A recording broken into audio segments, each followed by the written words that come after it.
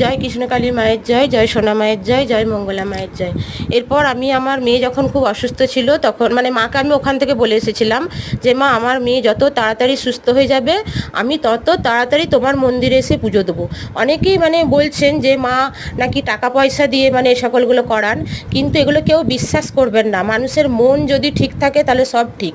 মা কোনো টাকা পয়সা নেন না, কারণ আমি নিজে শুধুমাত্র 51 টাকা দিয়ে আমার মেয়েকে আমি নিয়ে গিয়ে ওখান থেকে ভালো করে নিয়ে এসেছি মায়ের মন্দিরে। অতএব আমি যখন বলেছিলাম মাকে যে মা আমার মেয়ে যত তাড়াতাড়ি সুস্থ হবে আমি তত তাড়াতাড়ি তোমার মন্দিরে গিয়ে পুজো দেবো।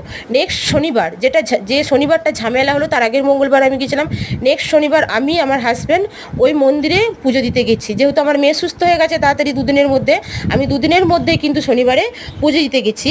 কিন্তু আমি মন্দিরে গিয়ে পুজো দিতে পারিনি, কারণ ওখানে প্রচণ্ড পরিমাণে সেদিনে ঝামেলা চলছিল মা মঙ্গলাকে নিয়ে।